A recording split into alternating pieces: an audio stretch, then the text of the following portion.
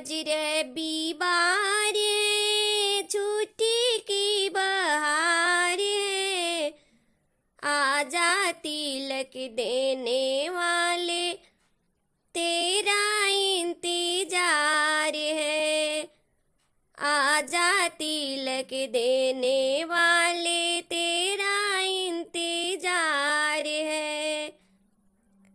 बटुला लाए बटुली लाए, प्रतिभा पुरान है, आजा तिलक देने वाले तेरा इंतजार है।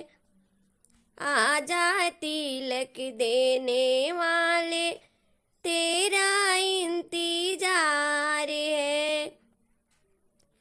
आज रविवार है, छुट्टी की बहार है, आजा तिलक देने वाले तेरा इंतजार है।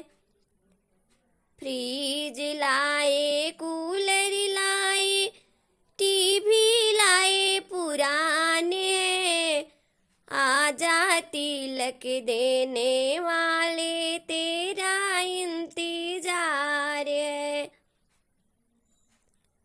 आजा तिलक देने वाले तेरा इंतजार है। आज रविवार है, छुट्टी की बहार है, आजा तिलक देने वाले तेरा इंतजार है। आजा तिलक देने वाले तेरा इंतजार।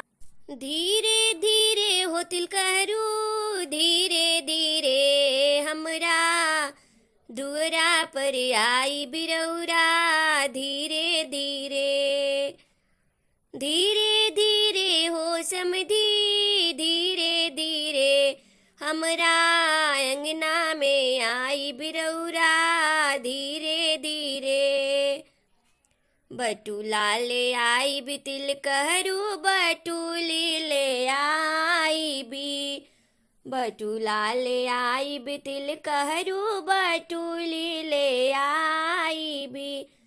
धीरे धीरे हो तिलकहरू, धीरे धीरे हमरा द्वार पे चढ़ाई भी तिलकहरू, धीरे धीरे हमरा आंगन में चढ़ाई भी समधी, धीरे धीरे फ्रिज ले आई भी तिलकहरू, कूलर ले आई भी, फ्रिज ले आई भी तिलकहरू, कूलर ले आई भी।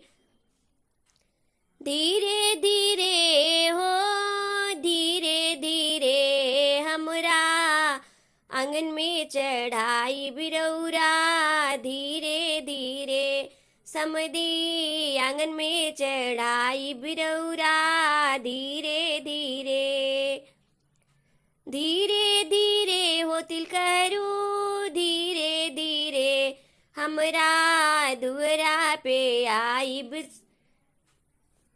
धीरे धीरे हो तिलकहरू, धीरे धीरे हमरा द्वारे पर आई बिरौरा, धीरे धीरे बाइक चढ़ाई भी तिलकहरू, कार चढ़ाई भी, बाइक चढ़ाई भी तिलकहरू, कार चढ़ाई भी।